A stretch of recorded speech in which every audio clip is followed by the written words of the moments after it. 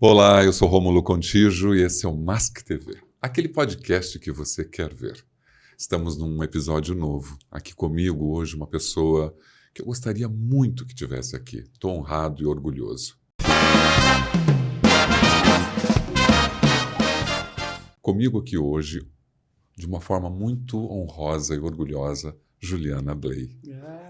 Juliana, muito obrigado. Eu tô felizona de estar aqui. Fazia tempo que eu acompanhava também já o teu trabalho e uma delícia a gente poder se encontrar e trocar ideias, descobrir tanta coisa que a gente tem descoberto aí, que a gente tem em comum, né? É verdade. Eu tô, assim, Presentão a pra gente mim. nunca sabe como fazer a introdução de uma pessoa como você. A verdade é essa. Porque, claro, a gente estava falando sobre a reputação que você construiu, tão real, e é tão maravilhoso ter você, né, generosamente aqui hoje, falando no Mask TV, um projeto que é um carinho muito grande.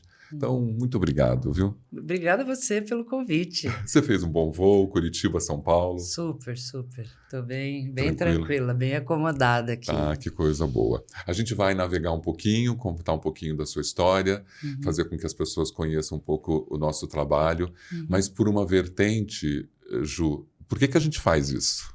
Né? Por que a gente Sim. resolveu levantar tudo isso e movimentar a questão da segurança, do trabalho, da saúde das pessoas tão genuinamente?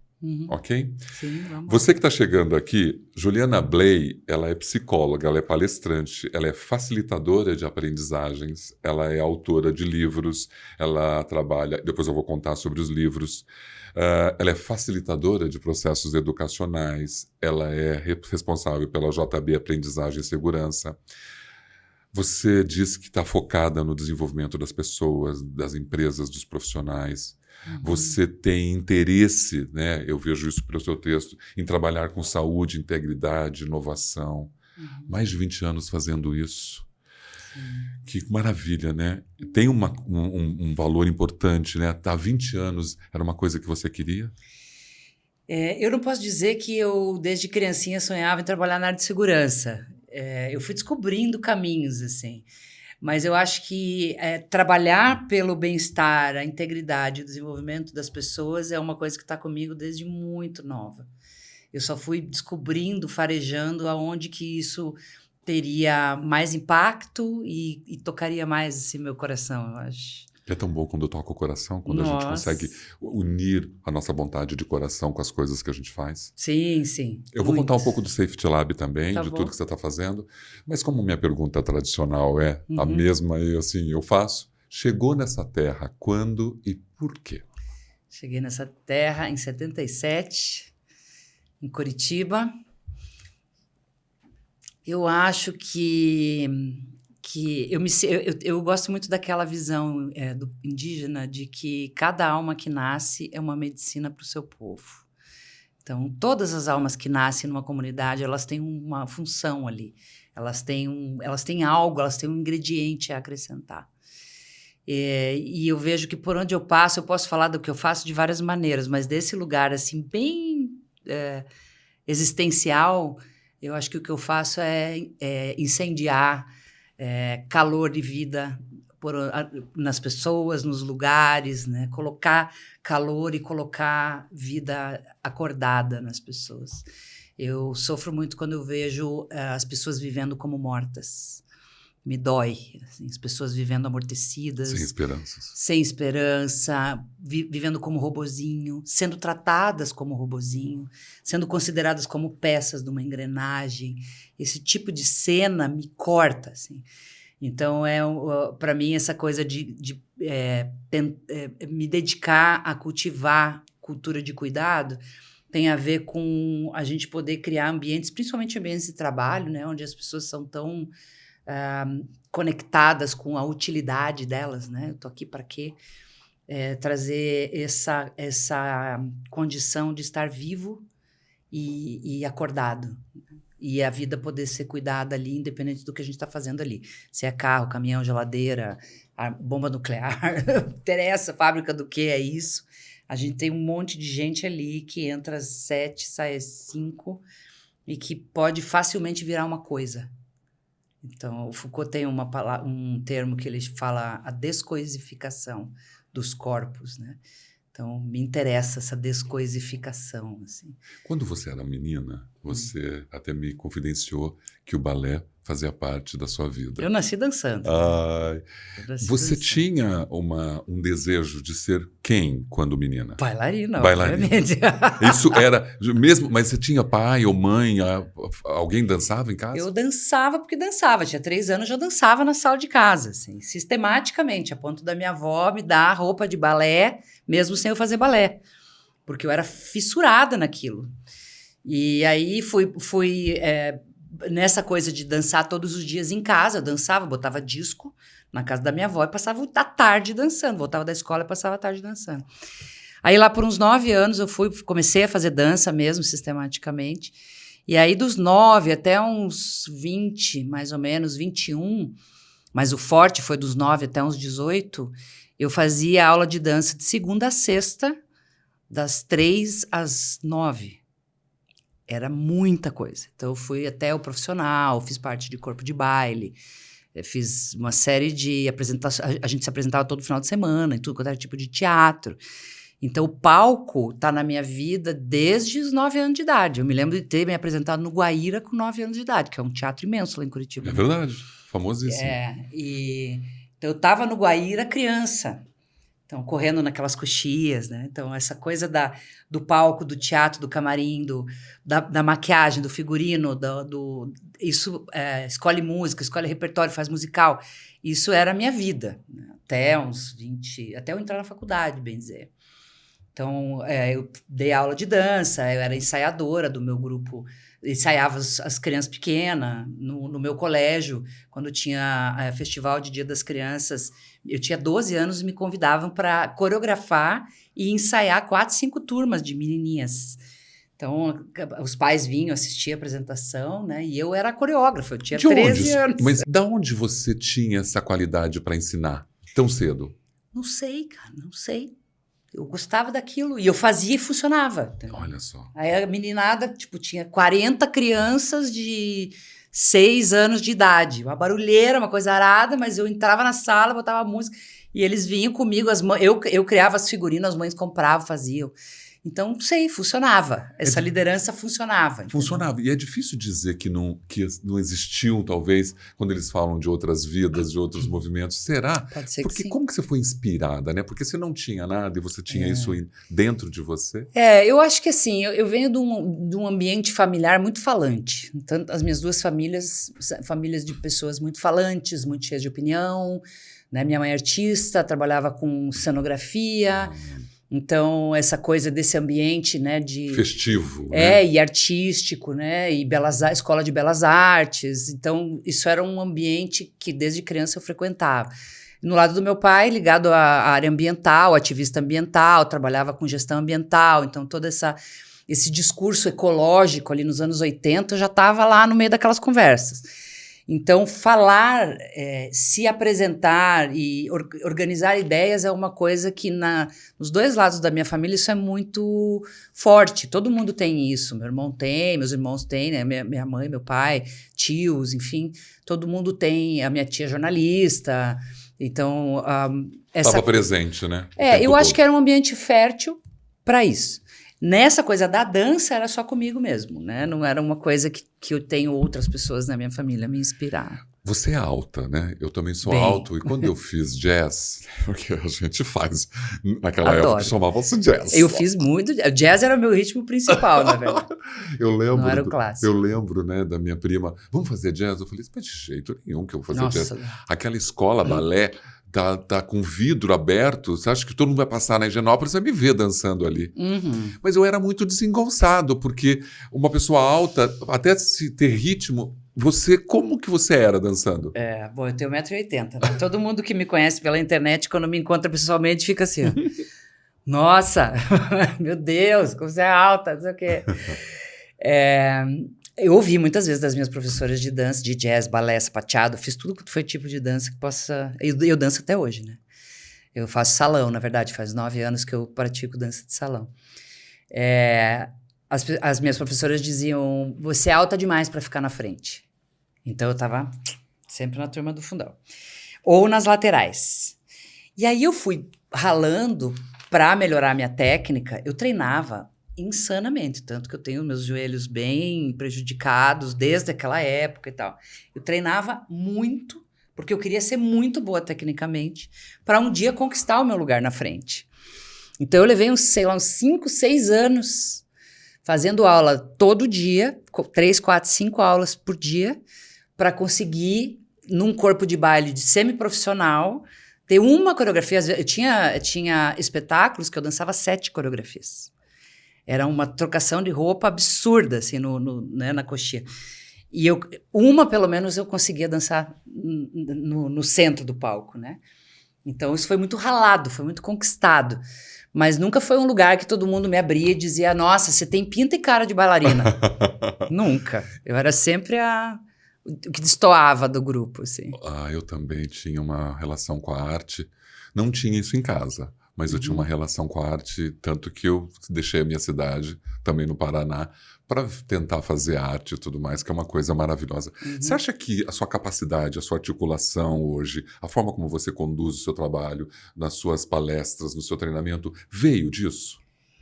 Não veio só disso, mas isso é um ingrediente insubstituível. Eu já fiz aula de canto, cantei na noite, cantei em banda, já fiz teatro, já fiz clown, escrevo poesia, pinto, desenho, faço um monte de coisa. E por quê? Porque eu quero ficar mostrando essas coisas para as pessoas? Não. Porque isso me renova num grau que... eu tenho que fazer teatro para ser palestrante. Não é sobre isso. Não é sobre isso. Eu ouço música 24 horas por dia. A arte me nutre e me carrega de oxigênio para poder lidar com a aspereza da área que a gente trabalha, que é áspera, dura, pesada, carregada, dramática, né? É verdade. Então, o Ferreira Goulart fala naquela música do Oswaldo Montenegro, né, que a arte nos aponte uma resposta mesmo que ela não saiba. E o Jorge Bataille também fala, né, que uma das coisas que torna a vida suportável é a relação com a poesia, né? Poesia enquanto... não só a poesia escrita, né, mas a poética, né, a arte, a estética. Então, para mim, sem arte, a vida é insuportável, insuportável. E sim, se a gente fala hoje, por exemplo, a coisa que eu mais trabalho é facilitação de aprendizagem, né? Que as pessoas chamam muito de treinamento. Treinamento é um jeito de desenvolver aprendizagem, existem outros. E a gente diz que facilitação é a arte e a técnica de criar condições para as pessoas aprenderem. Então, não é só com técnica que se faz espaços de transformação humana. Um professor que dá aula só com técnica e conteúdo científico, ele é um chato. Tem arte na coisa. E não é exatamente uma arte tradicional, né? Mas a arte é essa coisa de dançar com a realidade, de sentir as pessoas, ativar a criatividade delas, colocar a tua criatividade a gerar experiências impactantes para as pessoas. Então, eu acho que não tem como trabalhar com gente sem arte, entendeu? Mesmo que não seja arte formal, tipo, cantei, dancei e encenei uma cena. Mas ter esse olhar artístico é fundamental. Investigar um pouquinho a arte, né, também, de saber quais são os mecanismos que ela te oferece, para você aproveitá-las, mesmo que você não vive dela todo dia. Sim, eu fiz 1 ano de teatro de comédia. E eu não faço palestra de comédia, eu não faço stand-up. Eu nem sei fazer muita piada, assim. E eu nem fiz para ficar uma pessoa engraçada, mas eu estava interessada no improviso. Sim. E, cara, o improviso é uma ferramenta... É o segredo, né? Para lidar com situações, com pessoas, que é uma coisa maravilhosa. Né? É verdade. Então, eu realmente não consigo entender como é que tem gente que vive sem arte, sem ouvir música, sem dar uma mexida no corpo, sem assistir um bom filme, sem ler poesia, sem encher o olho de lágrima numa peça de teatro, entende? Eu realmente tenho essa dificuldade. Talvez o nosso caminho é justamente ajudar as pessoas agora com a sua revelação, as pessoas falarem, peraí, eu também quero, né? O meu mundo não é só essa dureza. Eu posso fazer um pouco disso. E a gente está num país que tem uma efervescência cultural, né? Porque quando eu falo poesia, não estou falando para você ler poesia inglesa. Claro, claro. Eu estou falando para você ler a poesia do cordel. Sim. Né? Da literatura de cordel. Não estou falando para você escutar música clássica, ouça funk. Manifestações artísticas, né? Manifestações de criatividade. A gente fala muito em inovação nas empresas, né? E por que as empresas brasileiras inovam tão pouco?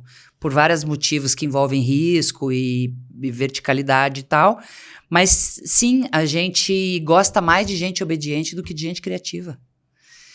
Então a gente doutrina as pessoas para elas ficarem obedientes. Aí elas ficam obedientes, aí elas ficam um pouco criativas. Aí a gente fala, pô, mas os caras não propõem nada, não saem da caixa.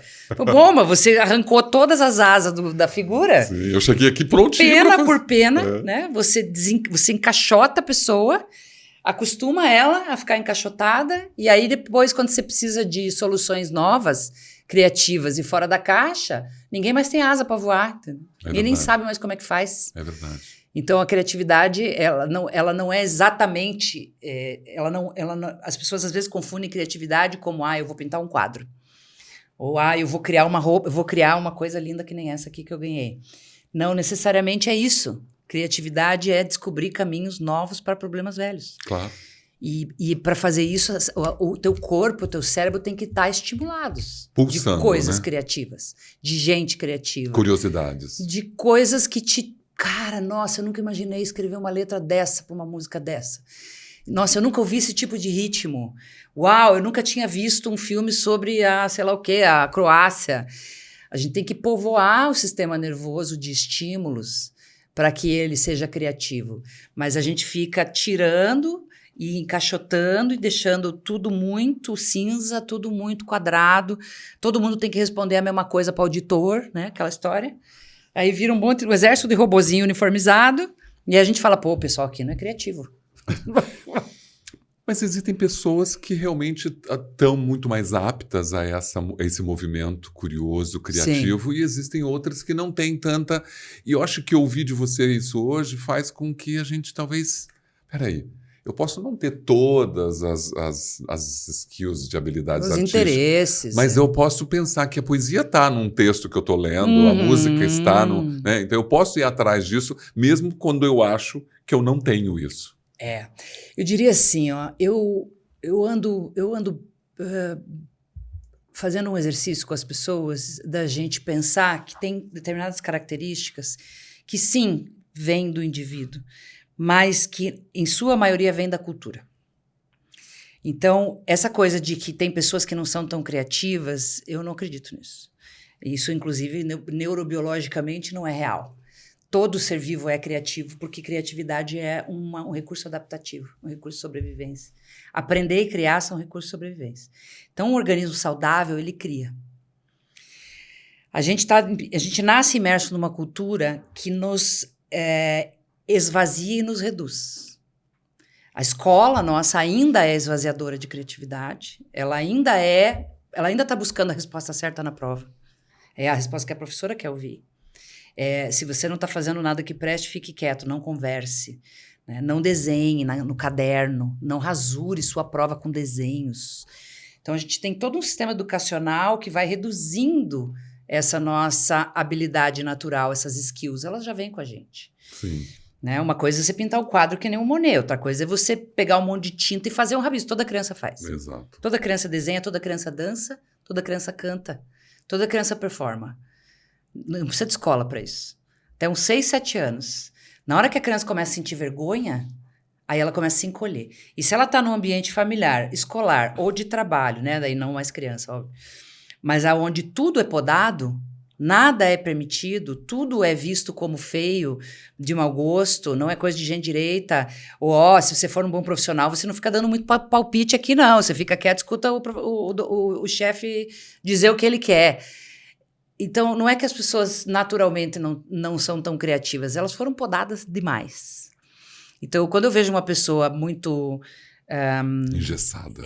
Com um pensamento muito estereotipado, e infelizmente as empresas, especialmente as indústrias, são ambientes que fazem isso com as pessoas ficam estereotipadas. Estereotipia é esse comportamento que se repete, fala sempre das mesmas coisas, tem sempre as mesmas piadas, olha as coisas sempre do mesmo jeito, tem sempre a mesma perguntinha, sempre a mesma gracinha.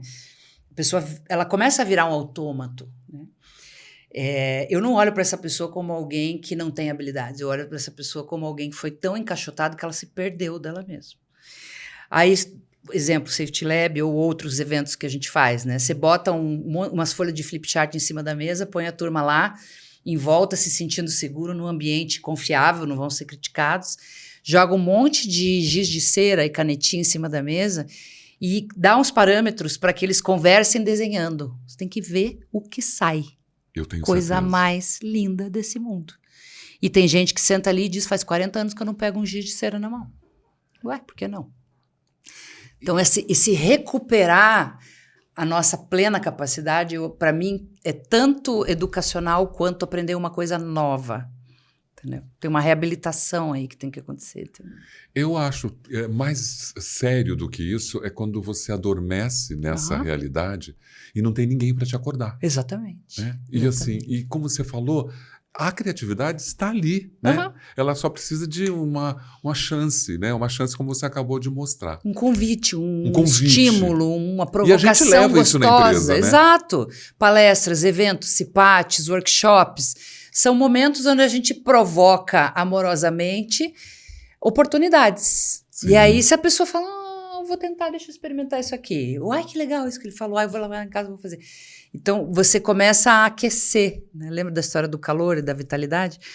Para mim, esse é o processo mais lindo que tem. Assim. Maravilhoso, porque... Brilho no olho, sabe? Brilho no olho. E quando eu levo os treinamentos e levo essa qualidade que a arte me deu, eu realmente sempre me surpreendo com aquelas pessoas do mais duro que está ali dentro, ele se desprende e é isso que eu acho que só você enxerga e quem leva isso. Você fala, meu Deus, mas aquele cara não tinha a menor chance de aflorar para algo novo e eu tô vendo ali um brilho. Isso é maravilhoso. Né? Isso é... Rir, né? As pessoas rindo, né? Se divertindo e ao mesmo tempo aprendendo. Relaxadinho, né? Não tem. Eu vou para um projeto que eu ia toda segunda-feira e eles falavam lá na Cargill que é a segunda do Rômulo. A segunda do Rômulo, porque assim, sempre vai ter algo diferente. E é isso que eu falo, da gente inovar, de buscar coisas novas e de não deixar isso adormecer. Isso é o trabalho do educador. Né? O novo está sempre presente naquele meu pensamento e na hora de eu tentar pensar numa palestra, num treinamento, o novo para mim faz parte. Mas isso é da pessoa, isso é da tua característica, isso não tem a ver com idade. Não tem a ver com idade. A gente entra, às vezes, nessas viagens, né, de nossa, estou muito velho para isso, para aquilo, para aquilo. Ok, essa reflexão faz parte, mas do ponto de vista biológico, a gente só para de aprender quando a gente morre. Então, se você quiser seguir oxigenando a tua forma de ver o mundo, deixando verdades para trás, olhando coisas de outros ângulos. Se tiver uma abertura e uma vontade disso, o teu corpo te acompanha. Você, com tudo isso, né, com toda essa introdução tão maravilhosa dessa artista, né?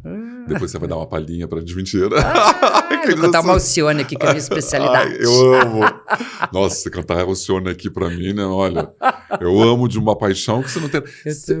A gente vai mudando. Você curte flashback? Você tem um estilo para você? Não, qualquer estilo e qualquer época. Ou tem uma coisa preferida de música? De música? Não, eu tenho um traço só bem forte no meu gosto musical, que é música brasileira. Eu amo música brasileira. Eu tenho muita dificuldade de escutar músicas estrangeiras. Eu escuto, mas muito pouco, proporcionalmente.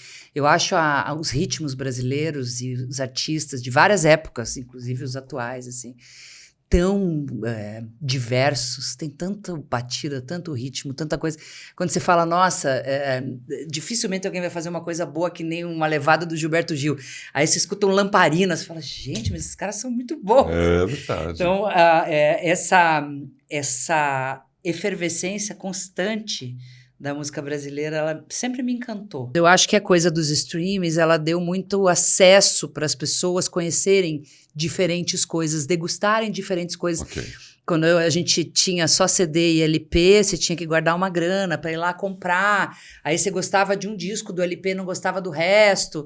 E aí tal. Hoje você vai tchuc. Tem uma playlist, eu né? sou alucinada por streaming de música. Eu tenho 900 playlists para tudo. Para tomar banho, para lavar louça, para tudo. Então você vai juntandinho e aí o algoritmo percebe o estilo daquela playlist e vai te dando umas dicas. Olha isso aqui, olha isso aqui. Nossa, E aí, quando eu viajo para fora do Brasil, o algoritmo me dá músicas de lá. E aí eu furo a minha bolha e descubro um monte de artistas que eu nunca escutei na minha vida e ninguém me apresentaria. Então, eu acho que para quem está afim de circular, eu acho que a gente está num momento muito favorável em termos de acesso, né? Não é tão bom para os artistas, infelizmente, essa parte, porque eles não remuneram tão bem. Sim. Mas a efervescência de músicas... E como eu danço, né? A música, para mim, tem dupla função. Eu tenho uma música de escutar e eu tenho uma música de dançar. Então, música de dançar é diferente de música de escutar. Claro. Quem dança sabe disso. Então, aí tem um outro universo musical também maravilhoso que dá para você navegar muito nele. Então, eu gosto de tudo. Assim, eu gosto de bolero, eu gosto de valsa, eu gosto de forró. Eu também, eu sou muito eclético. De funk. De tudo. Gosto de tudo. Música baiana. É bom te ouvir quando você fala disso. É claro que podia falar de música, de arte, que é uma coisa tão rica e tão gostosa. Mas eu acho que tem aquela história, né? Talvez até o meu olhar, agora, dentro do seu, muda um pouco, porque olha o que você acabou de dizer, né? As pessoas estão ainda interessadas em ouvir outros, né? Não é só aquilo, né? Tem uma abertura. Eu acho que tem. Maravilhoso, maravilhoso. Espero que você cante sempre mesmo. Oba. Karaokê eu tô cantando. E aí, dessa menina bailarina, em 97 você entra para psicologia, por quê? Tinha tudo a ver, né? Eu acho um pouco ali, né? Eu era aquela adolescente que as amigas ligavam quando estavam com dor de cotovelo, quando estavam com problema na escola, quando tinham feito uma bobagem. Aí, depois de um tempo, né, eu comecei na espiritualidade também, graças à minha mãe, muito cedo. Então, depois de um tempo, as mães das minhas amigas também vinham me pedir conselho. E eu achava aquilo bizarro, né? Imagina, eu tinha 16 anos, 17 anos, e as mães das minhas amigas me pedindo conselho, as amigas da minha mãe me pedindo. Então, eu comecei a ver que eu tinha uma habilidade de escutar as pessoas e de me colocar no lugar delas e tentar trazer uma palavra que desse alguma saída, não resolver o problema delas, mas assim, ampliar a visão que elas tinham das coisas. Então, com os 16, 17 anos, eu comecei a prestar atenção nisso, que eu gostava disso. E aí eu comecei a ler uns livros de psicologia para ver qual era ali, uns livros de Freud para adolescentes, uns negócios Fica assim. testando a questão vocacional, né? E sempre gostei de filosofia, de história, humanas em geral, né? Mas essa coisa do cuidado com as pessoas, eu percebi que eu tinha facilidade com isso, assim como ensinar. Sim, eu estava em dúvida entre fazer psicologia e dança. Eu quase fiz, eu coloquei como segunda opção educação física para poder fazer dança. A minha terceira opção era pedagogia. Então, estava tudo nesse coisa. Eu tinha isso na época, tenho até hoje, e eu sempre digo que eu sou uma designer frustrada. Porque o design visual, as cores, as formas, as logomarcas, tanto que as minhas coisas de lab, travessia, tudo super artístico. Eu sou o inferno dos designers que eu contrato. Eu deixo eles muito enlouquecidos, porque eu fico no detalhe da coisinha, da bolinha, do tom, daquela cor. Então, eu teria sido feliz se eu fosse design gráfico. Eu sei que eu teria. Com certeza. Mas não me inscrevi no vestibular para isso. Mas eu adoraria trabalhar com isso. E é tão interessante porque você é uma mestra em psicologia, você até gestão holística, neuroaprendizagem, você terapia relacional. Eu fiz um monte de coisa. Você fez um monte de coisas que te acrescentava. Sim. Todas as vezes que eu vejo você falando, e eu acho que todo mundo tem essa característica de te ver, você está sempre educando dentro do teu discurso. O teu discurso ele tem sempre um peso transformador. Ai, que legal. Isso é maravilhoso, né? Nossa, que delícia. É maravilhoso, porque você está sempre procurando, de uma certa forma, dentro da tua linguagem, letrar alguém. Isso é maravilhoso. Para mim, não faz o menor sentido aprender coisas se não for para compartilhar com as pessoas, né?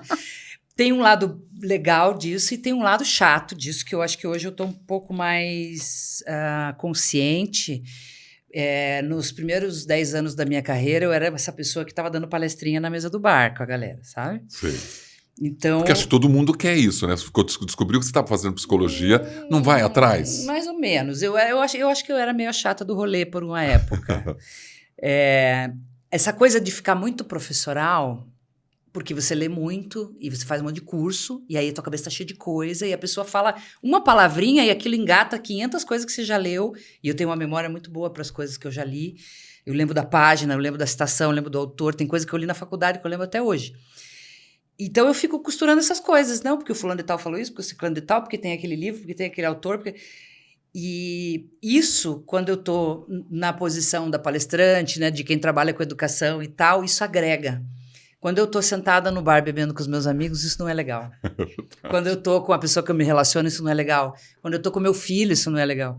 Teve uma vez que eu estava com meu filho, bebê, falando com ele, dirigindo, levando ele para a escola. E eu não me lembro qual era o tópico, eu falei. Ele tinha uns 7 anos. Ele estava com a perna em cima do painel do carro, assim, com o braço aqui. Assim. E aí eu falei, de repente parei no sinal, eu me lembro até hoje a rua que era. Ele falou assim, acabou? Acabei. E o pai dele também é psicólogo, né? Eu não aguento essa coisa de vocês serem psicólogos. Tudo tem que ter conversa, tudo tem... Eu falei, gente, coitada dessa criança. Ele te dá uma outra visão também disso tudo, né? Por que eu fiz essa palestra toda na cabeça do menino? Não precisava mesmo, né?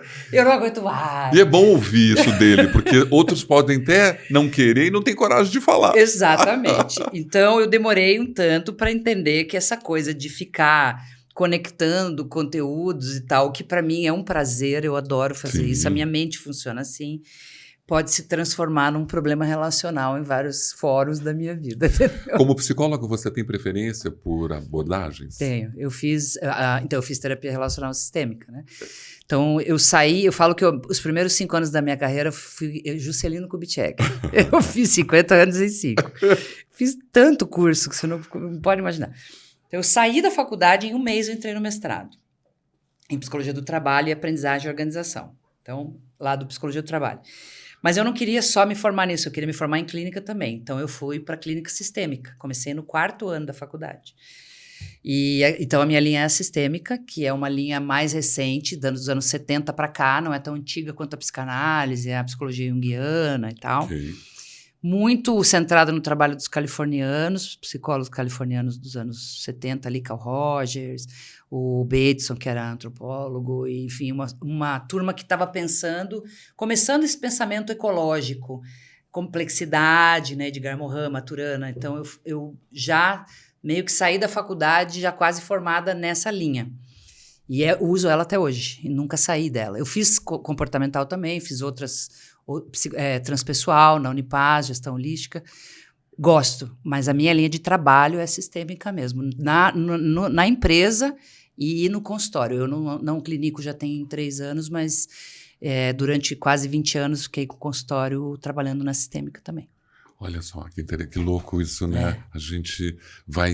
A psicoterapia também, que é um elemento que você usa bastante no trabalho, né? Para desenvolver, para escuta, tudo isso é muito uma prática que você está o tempo todo ali usando. A gente diz que a escuta clínica, o olhar clínico, todo clínico tem.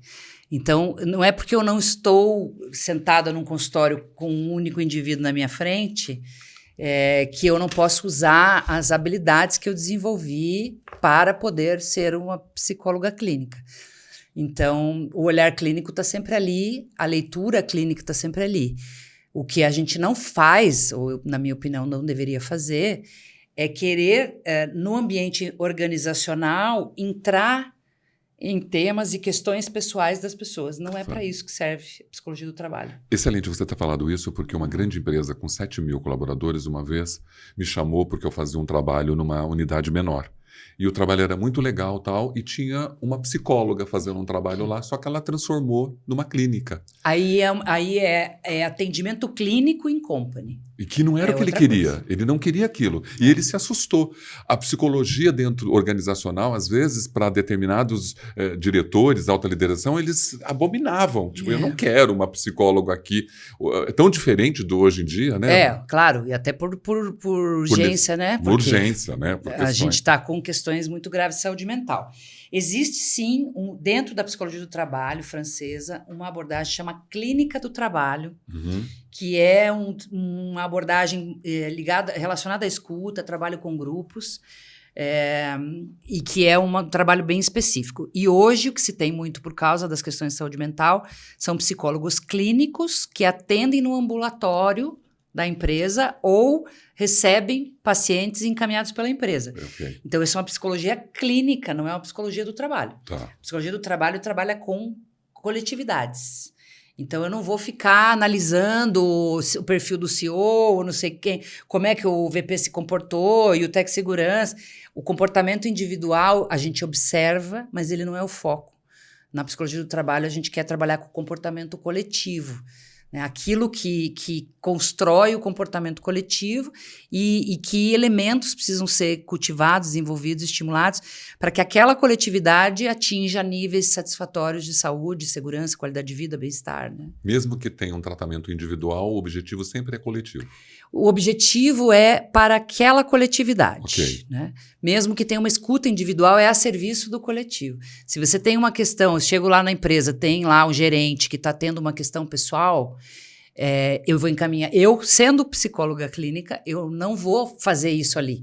Eu vou encaminhar para um colega que naquela empresa tenha o papel de psicólogo clínico. Não vou ser eu que vou botar a mão nisso, entende? Que bom, né, que a gente poder falar sobre isso, sabia? Ai, nossa senhora. É muito importante. Há uma dúvida tão grande da psicologia dentro da questão da organização. Inclusive por parte dos próprios psicólogos. É verdade. Muitos muito mal preparados, não entenderam ainda o que é o quê. E aí a gente tá ainda, eu acho que vivendo um boom de uma efervescência, né, da entrada dos psicólogos nesse viés clínico dentro das empresas, Okay. por problemas relacionados à saúde mental.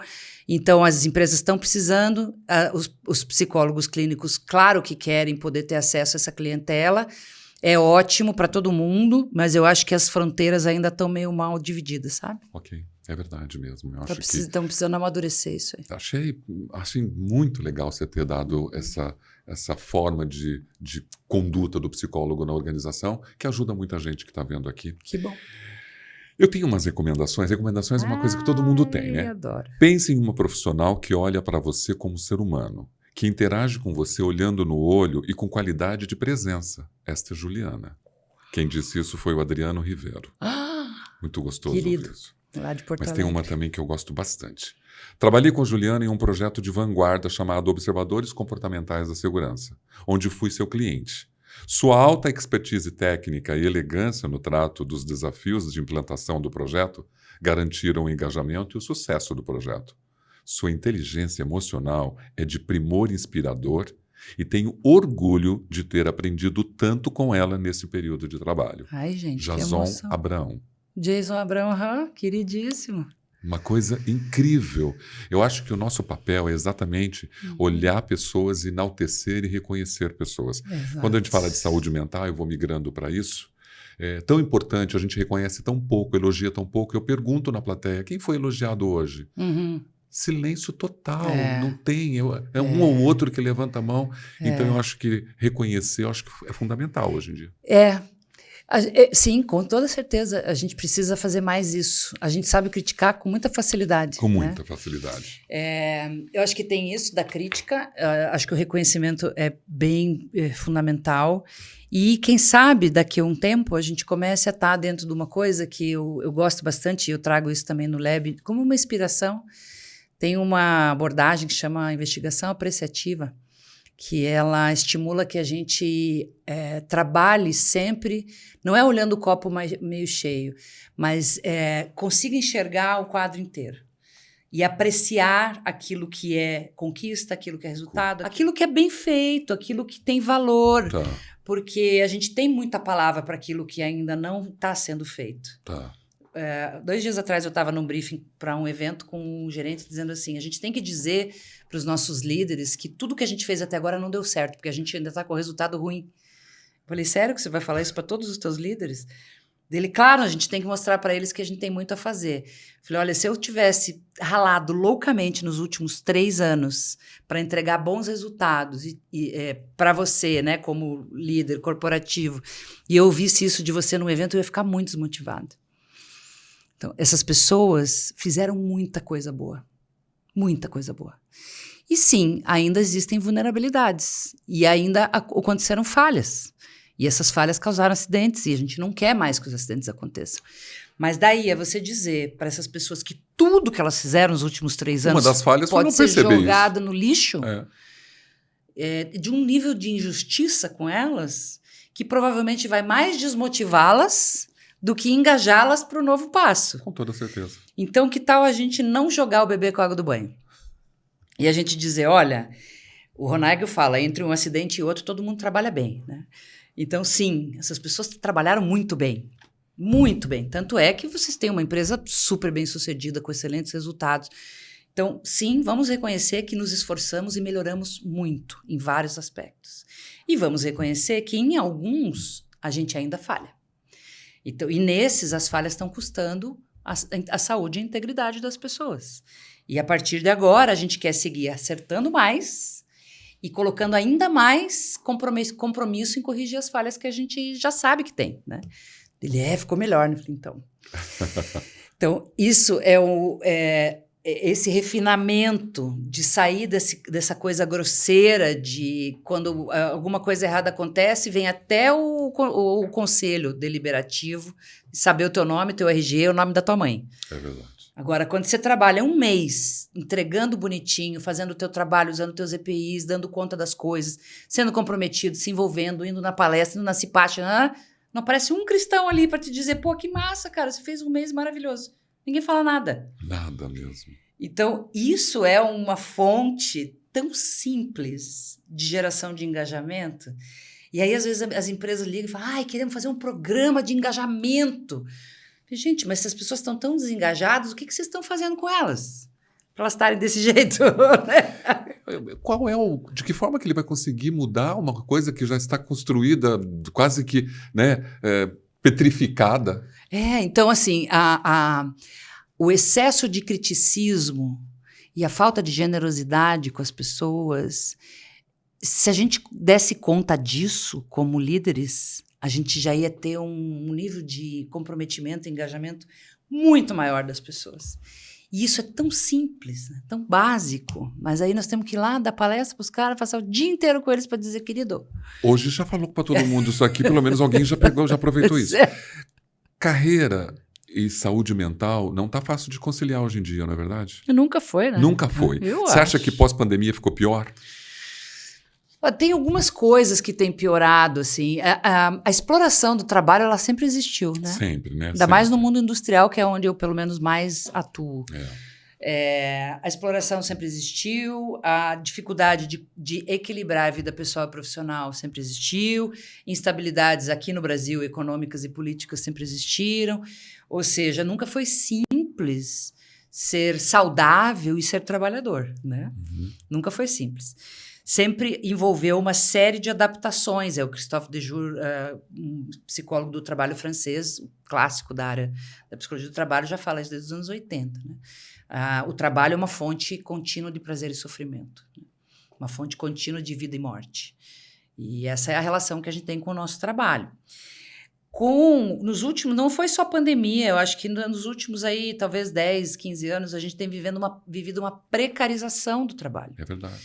Então, o trabalho está ficando mais esvaziado de sentido, os salários estão ficando mais arrochados, as vagas estão ficando mais restritas, tem muita gente precisando trabalhar por conta, porque não acha mais vaga formal, ou não é qualificado o suficiente para vagas de alta tecnologia, que são as vagas que hoje sobram abertas, porque precisam de alta qualificação. Então, a gente tem um cenário de precarização, muita terceirização, né? Tem um assunto que ninguém conversa na área de saúde mental, que para mim é a fonte básica de muitos problemas que a gente tem em muitas empresas, é a opção deliberada por terceirizar quase tudo. Porque quando você terceiriza, o problema de saúde mental não é só teu, é teu e de mais 15 CNPJs. E aí isso vai se diluindo. E a cada Aí faz contrato de 1 ano, contrata lá mão de obra para fazer uma atividade X. Quando renova o contrato, tem que ser pelo menor preço. Então, se a pessoa recebia um salário, ela recebe esse salário menos 10% no próximo ano. Aí aquele salário menos 20% no outro. Só que a inflação sobe. Então, essa esticada de corda, ela não está nas conversas que a gente tem sobre saúde mental, sobre condições de trabalho, sobre capacitação das pessoas que vêm trabalhar. Ah, puxa, cada vez a nossa mão de obra está menos qualificada. Sim, olha o salário que vocês estão pagando. Então, a gente tem um contexto sistêmico que no lugar de ajudar a melhorar o ambiente de trabalho, ele vai ficando cada vez mais comprimido, cada vez mais arrochado, né? Você acha que os líderes estão dispostos a criarem espaços de aprendizagem? Você acha que existe? Porque quando você diz isso, se nós temos espaços de aprendizagem, você dá a possibilidade de uma mudança significativa. Você acha que eles estão disponíveis para isso? Eu acho que tem vários níveis de aprendizagem, né? Esse tipo de conversa que a gente está falando do nível estratégico. Tá.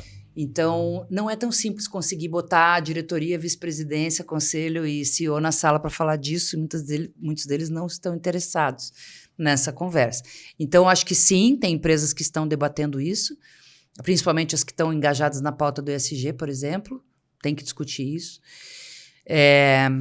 que criam diretorias aí de saúde mental, né? Não basta só dar vale academia e pagar terapia uma vez por semana para a pessoa. Isso aí é paliativo, né?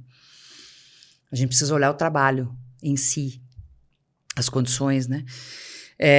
E aí, claro, em outras camadas tem, sim, muito. Eu acho que cada vez mais a gente está entendendo que nesse mundo VUCA, mundo BANI, enfim, nessa gestão da travessia que a gente está, que é um termo que eu gosto de usar, aprender continuamente, aprender a aprender é um motor que vai nos ajudar a sobreviver e se adaptar a esse cenário que está mudando o tempo todo. E eu vou pegar esse gancho. As pessoas sabem o significado de autocuidado, autoconhecimento, autoeducação? Eu acho que em certa medida sabem. E você procura, através dos seus mecanismos, ajudarem a descobrirem isso? Sim, eu acho que tem um lado que é um letramento, né? Tem gente que acha que autocuidado é passar creme na cara. E tem gente que vende isso na internet, claro. Tem. Muito, né? Hoje em dia. Então, autoeducação e autoconhecimento são coisas que, bom, se você tem um Instagram e segue boas pessoas nesses temas, você consegue acessar bons conteúdos para aprender mais sobre isso, esse letramento básico, né? O que é se conhecer? E para que serve isso? Tem muito conteúdo gratuito legal para a gente aprender sobre isso hoje. Eu acho que, às vezes, o meu trabalho, falando agora em termos coletivos e não de consultório, lembrar a pessoa de que isso importa. Vou dar um exemplo que não é da minha área, mas que é muito fácil de ver. Por exemplo, alimentação. Muito raro alguém que não consegue pegar o seu celular e dar uma pesquisada em dieta saudável para a sua faixa etária, o peso que você tem, se você faz atividade física, blá, blá, blá, receita de marmita. Seguir os exercícios físicos em casa agora, tá, né? Tem tudo. Então, talvez, nesse campo do autocuidado, que é eu prover a mim algum benefício, alguns rituais que permitam que a minha saúde se proteja. Eu sei que isso é privilégio para muita gente, né? Tem pessoas que não têm tanto acesso e não têm tanta opção de ter esse autocuidado, mas não tem tempo, não tem recurso, não tem grana, não tem acesso. Certo isso. Isso tira a vontade, né? Claro, e isso drena a energia para outro lugar. Então, precisamos entender em que país a gente vive, né? Aquele chá de revelação de quem mora abaixo do Equador. Mas nem sempre a pessoa está com isso ativado. Tá. Então, a gente tem muita informação, mas nem toda essa informação se transforma em boas escolhas. Então, talvez o meu trabalho no Instagram, no YouTube, em algumas palestras e tal, nesses 3 temas que você trouxe, seja, ei, presta atenção nisso. É fácil, é acessível, está aqui, está na tua mão. Né? Põe você na agenda. Esse foi um pitch que eu fiz na pandemia em vários lugares, inclusive nas redes sociais e tal, que era assim, ponha primeiro você na agenda no domingo, quando você for preparar a agenda da semana, põe você, aí você põe o resto das coisas. E vê o que muda. Obviamente que tem um monte de coisa que não depende de você, mas tenta. né? Tenta ocupar o teu tempo de vida com você mesmo e veja o que acontece, na medida das tuas possibilidades e dos teus recursos, é claro. Porque falta de acesso à informação não é mais. Meu maior desafio quando você veio aqui agora trazer é tentar aproveitar tantos insights que você tem para todo mundo. Porque eu falei, poxa, eu preciso que quem está ali perceba tantos valores importantes. Porque é isso que você está acabando de dizer, as pessoas precisam de orientação. Elas precisam, né? Estão perdidas, às vezes, por vários aspectos. Sim, Não vou discutir se é econômico, se é o que, mas está perdida. Então, ter alguém que direcione ela para um caminho, até para o autocuidado, para o autoconhecimento. Eu sempre falo para as pessoas, eu sempre te falei, né? Eu bebo muito da sua água, eu ponho o seu vídeo lá, aprenda um pouco com você. É sempre muito desafiador explicar o que para mim é, o que eu faço. Mas quando eu consigo fazer a pessoa, devolver a pessoa para ela mesma, isso para mim é um 10 na prova, entendeu? Que não é colocar ela no trilho. A pessoa tem que trilhar esse caminho, porque esse caminho é o certo. Vai fazer, se encontrar tem com que fazer ela, jejum intermitente, sei lá. Não. Tem que ler Freud. Não. O que é bom para você? Para, respira, deita na cama, relaxa teu corpo, põe uma música e lembra. E anota o que é bom para você, o que faz você se sentir vivo, o que faz você querer acordar de manhã com o olho brilhando, o que faz sentido para você como trabalho. E qual que é a melhor carreira? Vai para lá, vai para cá. Cara, pergunta pro seu corpo. Né? Como é que o seu corpo fica quando você está no A? Como é que o seu corpo fica quando você está no B? Você sabe a resposta. As vozes estão gritando dentro de você. Então, esse trabalho, né, de olha para você, de resgate, né? Volta para você, não é sobre mim. Isso eu falo muito também no livro e palestra e tal. Porque nunca é sobre mim. Não é sobre mim, Juliana. Não tem a ver comigo, com as minhas ideias. Eu acabo, em muitos momentos, virando uma ponte para você voltar para você. Volta para você, pergunta para você mesmo. Então, eu acho que esse é o grande trabalho, né, de quem trabalha com desenvolvimento humano. Não é angariar gente para ficar repetindo o que eu falo. Mas se a pessoa passou por aqui e conseguiu voltar para as ideias dela, para as crenças dela, para aquilo que faz sentido para ela, meu trabalho está feito. Né? Que é o grande... acho que é o grande motivo das nossas vidas nessa Terra, é permitir com que o outro volte para ele. Isso. E descubra o que ele pode. Né? Isso, a potência dele, Mas o sol dele brilha. Né? É difícil porque são tantas interferências, né? Nós temos interferências tecnológicas, todas, culturais, né? O cara está entrando dentro da empresa sem grana, sem dinheiro, com problema de relacionamento, com problema de saúde, com socioeconômico. Como que eu vou dizer para ele se autoconhecer? Né? Então, e aí que eu acho que tenha defender isso todos os dias, né? Porque a gente desiste, né? Quando chega num lugar muito duro, muito tóxico, tem muita gente desistindo de insistir naquela pessoa que precisa. Então, eu sou a psicóloga que em vários momentos sou a pessoa que está na reunião dizendo, gente, isso não é psicológico, isso não é comportamental, isso não é cultural.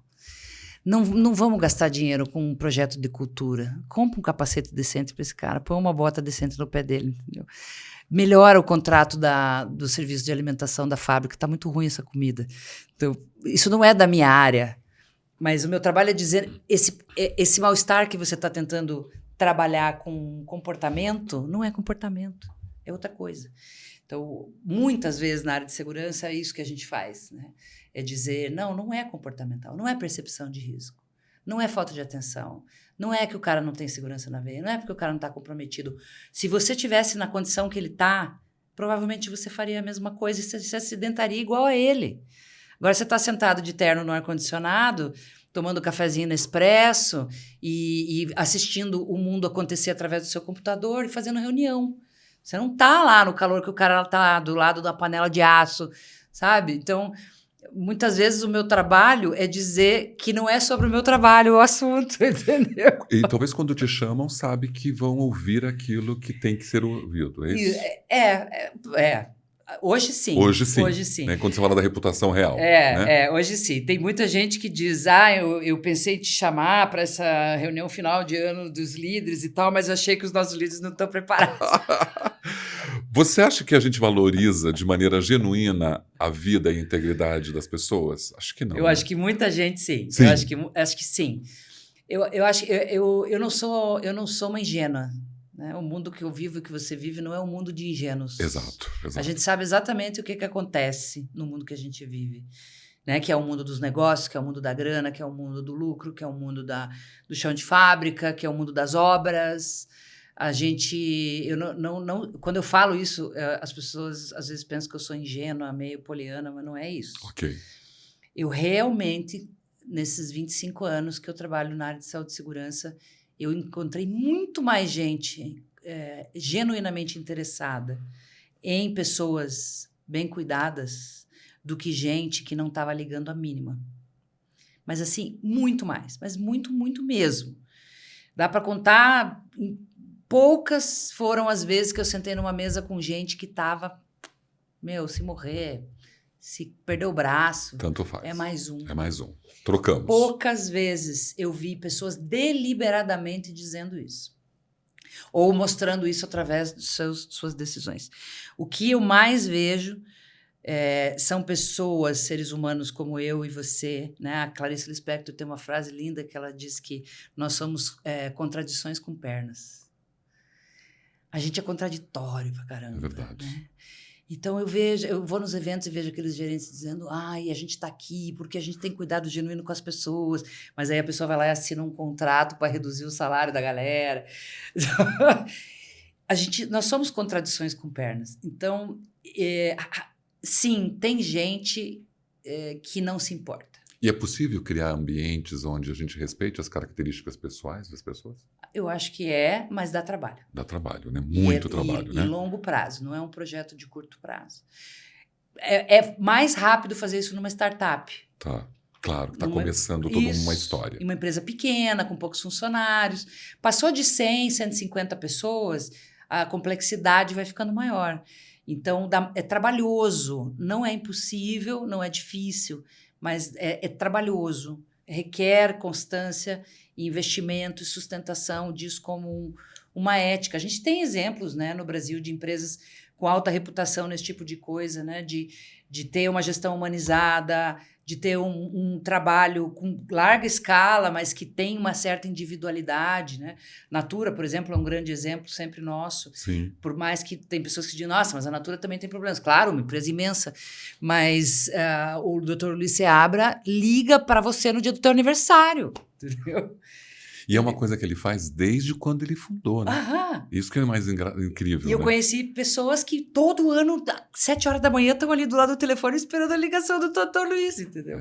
Isso tem um símbolo de singularidade, respeito ao indivíduo, que cara, tem um preço, não tem preço, né? Ele vai na creche dos bebês lá no NASP, brincar com as crianças e ver as crianças, e aí as pessoas chegam, primeiro que elas têm uma creche dentro da empresa, e a criança vai no fretado junto com a mãe, com o pai. Cara, isso é um símbolo fantástico. E aí você chega lá, tem o fundador da empresa sentado, brincando com as crianças, e fala, meu Deus. Através disso, ele constrói caminho de harmonia e saúde, através disso. Claro, ele torna o terreno favorável. Não significa que os problemas não acontecem. Sim. Ele torna o terreno mais adubado para... Né? Líderes que têm esse foco em pessoas, que eu acho que o resumo da história é foco em pessoas. Sim. A nossa liderança, tradicionalmente, ela tem uma formação técnica, uma formação de engenharia, uma formação em economia. Então, quem toma decisão, quem está sentado nas cadeiras hoje, veio de uma base técnica e provavelmente cresceu como liderança por dar muito resultado financeiro e porque tem muito conhecimento técnico. Isso é o soldador que virou o supervisor, isso é o coordenador que virou gerente, isso é o gerente sênior que virou diretor. São pessoas que têm uma longa trajetória de MBA executivo e formação em engenharia. E raramente são pessoas que são promovidas porque têm uma alta habilidade com gente. Então, o ponto nosso, tudo isso que a gente vem falando, se resume a isso quando a gente fala de liderança. A pessoa consegue lidar com gente tão bem quanto ela lida com números, planilhas, dashboards e recomendações técnicas? Se a resposta é sim, esse é um líder do século XXI, equilibrado, ambidestro, né? Faz o técnico bem feito e faz o relacional bem feito. mas são raríssimos de se encontrar, raríssimos. Eu ouvi numa matéria sua, no próprio LinkedIn, sobre quando você fala de exercer o poder, né? Escutativa, diálogo, empatia, colaboração. Então, a gente tem que aumentar o repertório dessas pessoas para aumentar esse poder, né? Para trazer consciência para o uso do poder, porque o poder já é exercido. A gente está no maior país escravocrata do mundo. Uhum. A gente ainda tem ares de Casagrande-Senzala no uso do poder. O poder no Brasil, no mundo, mas né, falando do Brasil e empresas brasileiras, ainda está tudo bem bater na mesa. Tóxico, opressivo. Ainda está né? tudo bem dar dedo na cara do teu colaborador. Ainda está tudo bem gritar. Ainda está tudo bem ameaçar, coagir para conseguir resultado. Ainda está tudo bem usar violência, Assediar. truculência para fazer as pessoas fazerem o que tem que ser feito. Ou seja, existe ainda uma normalização muito grande do poder autocrático no nosso país, nas nossas empresas. E isso, para muita gente, inclusive, é sinônimo de coisas admiráveis. Sim. Nossa, um líder ali, linha dura. A gente aprendeu a admirar professor Carrasco. E pior quando ele dá resultados de entregas. E aí ele é aplaudido e cresce rápido. E aí todo mundo imita ele. Então, a questão não é o ter mais ou menos poder. O poder já é exercido. O problema é o efeito colateral do tipo de poder que se usa. Ok. O efeito colateral para nós é assédio moral, assédio sexual, muita violência psicológica no trabalho, muitas relações precarizadas no trabalho, muito medo nos ambientes de trabalho, medo da autoridade. E aí não tem confiança, não tem colaboração, não tem diálogo. E aí a gente quer que as pessoas trabalhem em equipe bem, mas elas não conseguem, porque é um ambiente perigoso. Você acha que o fato relacionalmente dos fatores psicossociais serem tão fortes e chegarem agora em maio com toda a sua força vai contribuir de uma mudança para isso? Tá todo mundo me perguntando isso. Perguntam, não perguntam? 2019, eu fui para a Europa lançar o meu livro Comportamento Seguro lá em Portugal. E análise e gestão de riscos psicossociais já era uma realidade na Europa. Ok. Ou seja, está chegando tarde aqui, né? 6 anos sempre, depois. Né? Ou seja, não é uma coisa de, agora ainda mais isso. Não, a gente está precisando correr atrás porque isso já é uma conversa que está na pauta há muito tempo. Ela é uma conversa que chega junto com uma epidemia de sofrimento psíquico patologizado no trabalho, ou seja, pessoas que já estão tomando remédio, pessoas que já estão em tratamento psiquiátrico, pessoas que já estão afastadas. Não é, se a gente não cuidar desse risco, daqui a pouco as pessoas vão enlouquecer trabalhando. Não, elas já enlouqueceram. Então, a gente já está correndo atrás de situações endêmicas que já acontecem, né? E não são raras. Quantidade de gente que se mata dentro da empresa, que se joga do prédio da empresa, que se mata em situação de trabalho, não está nos jornais o tempo inteiro, só está no jornal do sindicato, mas a gente sabe que é alto. Que acontece. Acontece muito. Então, a gente tem... eu vejo a entrada dos riscos psicossociais, a gestão dos riscos psicossociais, né? Análise, mensuração, plano de gestão, como algo que tem grandes chances de nos ajudar a lidar com isso com mais critério. Ok. Porque o campo da saúde mental é um campo meio gasoso, né? É diferente de falar, o cara está em altura, 2 metros, põe lá o cinto, engata e é isso, está conforme. No campo da saúde mental, do sofrimento psíquico, ele não é tão fácil de observar, tão fácil de medir e tão fácil de propor intervenções. Então, a minha esperança... Claro, aí o pessoal fala, mas agora vai ter gente que vai usar isso para dar golpe na empresa. Vai, óbvio. Teve gente que usou burnout, usou assédio moral, usou N coisas. Então, quem quer dar golpe, vai usar o que tiver na mão. Tá tudo bem.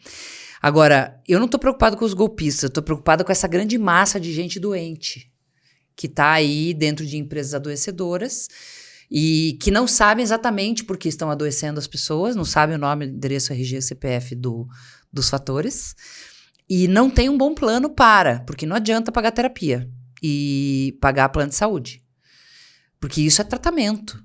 A gente tem que descobrir como é que a gente para de adoecer as pessoas dentro dos ambientes de trabalho. Como que a gente faz uma gestão mais clara do que é ocupacional, do que não é. Como que a gente prepara lideranças e equipes para uma vigilância em saúde mental mais criteriosa. Então, o cara está com problema em casa. Isso não é exatamente um problema de saúde mental. Isso é uma situação de crise que precisa ser cuidada e os líderes precisam saber encaminhar. Então, tem uma amiga britânica, eu já falei isso algumas vezes, tem uma amiga britânica que lançou um livro que se chama Eu Sou Seu Chefe, Não Seu Terapeuta. E acho que essa é uma frase boa. A gente não está transformando a empresa num hospital psiquiátrico ou numa clínica de tratamento psicológico. Os líderes não têm que ser terapeutas das suas equipes, não é para isso que eles foram formados, não são pagos para isso. A gente precisa criar uma sistemática mais organizada para identificar, encaminhar, tratar e prevenir problemas de saúde mental no trabalho. E eu acho que os fatores de risco psicossociais podem ajudar a gente a fazer isso, se a gente usar bem, né? Senão pode ser mais um troço lá no PGR que sei lá onde é que vai parar e vai virar mais uma maquiagem. Mental health washing. É verdade.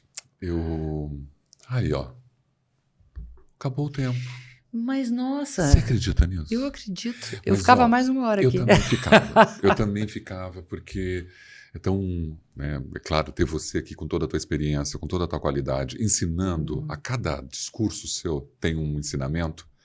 Então, eu vou ter a oportunidade de te trazer de volta. Com certeza, já está garantido. Está garantido, porque assim, aquele que está ali fala, gente, a gente tem um horário estabelecido com a audiência. Nós falamos, eu queria investigar milhões de coisas, eu queria falar sobre resiliência, eu queria falar sobre o poder da influência. Tem um monte Guarda todo esse papelzinho aí. Guardo, né? A questão da influência, todas as questões. E aí... a gente vai ter essa oportunidade. Então, para a gente amarrar, que o nosso papo foi bem gostoso e bem instrutivo, Safety Lab, né? Como eu te falei, eu sempre uso você como referência, e até quando eu vi a forma como você desenhava, né, ali, eu tentei, né, eu olhava os seus post-it coloridos, aquele trabalho que eu falei, mas que demais, né, gente? Eu quero fazer isso também nos meus treinamentos. Facilitação gráfica. E a gente vai levando isso. Os conteúdos do Safety Lab, eles são produzidos por você que tem uma equipe, como que você desenvolve? Eu sei que vai acontecer em Belo Horizonte, está lotado, tem Campinas. Vai ter em Curitiba no segundo semestre, vai ter online. Tem bolsa para as pessoas batalharem de bolsas. Você está sempre trabalhando uma inclusão, uma preocupação. Então, ano passado eu me tornei uma empresa B. Sim. E a empresa B é uma empresa que tem, na sua essência, um impacto social positivo. No meu caso, social, poderia ser ambiental, né? Então, é uma ética dentro dessa visão de impacto social que a gente faça giving back, ou seja, que a gente compartilhe com a sociedade parte do resultado que a gente recebe. Então, oferecer bolsas de inclusão de pessoas com deficiência, pessoas negras, pessoas de origem indígena, quilombola, pessoas do grupo LGBT, né, da comunidade LGBT. A gente tem e pessoas desempregadas, né, profissionais de saúde e segurança desempregados. É o nosso foco dentro da política de bolsas. Excelente. É uma forma da gente ir embarcando essa população e não deixando esse ambiente como um ambiente exclusivo de quem pode pagar e das empresas que estão interessadas em pagar. Tem empresas que não estão interessadas em capacitar seus profissionais de segurança, né? Então, o conteúdo do Lab não é o mais importante. O Lab é uma experiência de aprendizagem, né? É um experience learning. Então, qual é o grande sonho? É que as pessoas que passem por lá, elas tomem uma chuveirada de abrir sua mente e entender um pouco mais sobre aprendizagem, como os adultos aprendem. Quais são as formas mais inovadoras de gerar aprendizagem hoje, que a gente tem muitas e que a turma da área de saúde e segurança e gestão industrial não conhece muito. E que eles saiam dali com vontade de sair aplicando coisas no seu dia a dia, na sua maneira de desenvolver pessoas. Sair do conteudismo. Tem que ter conteúdo, eu tenho que ser especialista nisso, eu tenho que ter 500 slides, eu tenho que dar um treinamento de 20 horas formal, passar a empresa inteira nisso, e aí eu vou ter feito um trabalho de educação. Cara, isso é muito anos 80, né? Mas todas as empresas, de certa forma, ainda vivem isso. Sim. Então, com o Lab, eu quero acender uma luz e mostrar para essas pessoas que tem inúmeras outras maneiras de educar pessoas, e muitas delas estão tão fáceis quanto você abrir um aplicativo no teu celular. E ali tem tecniquinhas de diálogo que você pode usar no teu evento, fazer uma reunião diferente, fazer um DDS diferente. criar um storytelling mais parrudo para falar de segurança. Uma das dores que a gente tem nessa área é que os eventos de segurança são muito repetitivos. A gente fala sempre as mesmas coisas. É verdade. E as pessoas estão cansadas de ouvir sempre as mesmas coisas. Então, você fala, vamos para o evento de segurança? Elas falam, você tem que dar um estojo de faca de churrasco, uma bicicleta, uma mochila. E não dê um brinde para você ver que ninguém, né, Por quê? sai falando mal do evento. E aí o profissional de segurança diz, as pessoas não vão no treinamento se não tiver brinde. Não, as pessoas não vão no treinamento porque ele é chato, porque ele é repetitivo, porque a gente fala sempre a mesma coisa, porque a gente dá treinamento como se fosse um curso do Detran. É horrível fazer treinamento de segurança, por isso que elas não vão. E por isso que elas querem brinde. Entendeu? Você começou em 2018 e você acompanha os resultados disso, dessas pessoas que passaram por lá, para ver se estão, de uma certa forma, reteram o que você trouxe e estão utilizando? Elas te dão feedback? Sim, a gente publicou. Eu fiz uma pesquisa que chama Relatório de Impacto, que está disponível no meu site e tem também nas minhas redes sociais, que eu contratei uma empresa isenta e ela fez toda uma pesquisa com os egressos para avaliar se eles, o que eles estavam usando, o que eles aprenderam, aonde eles estavam usando, qual foi a diferença que o Lab fez, inclusive na carreira. Muitas pessoas conseguiram subir na carreira na área de segurança por terem passado pelo Safety Lab, a gente tem mapeado isso. Aumentaram o impacto da voz delas junto à alta administração e os outros gerentes, que é uma das coisas que a gente quer também, né? Preparar o profissional de segurança e os aliados, que são turma de RH e também outros gerentes, né? Porque não vem só gente da segurança no Lab. Tem diretor operacional, tem gerente de manutenção, tem pessoas de várias posições. Se elas estão conseguindo ter uma voz mais influente no tema de cultura de cuidado, de saúde e segurança. Então, a gente tem tudo isso mapeado e a gente conseguiu um resultado muito legal, além do próprio NPS, do próprio Lab ser 95, né? Que é bem super alto. Importante. Porque você vê muitos treinamentos efêmeros, fugazes, que a pessoa não lembra nem o seu nome quando saiu pela porta. Exato. E você não sabe se aquilo que você falou serviu. Exatamente. Acho fantástico que você não, acabou precisamos de dizer. Avaliar resultado, impacto. Até para você se modernizar também no próximo e trazer os elementos que de repente chegaram, né?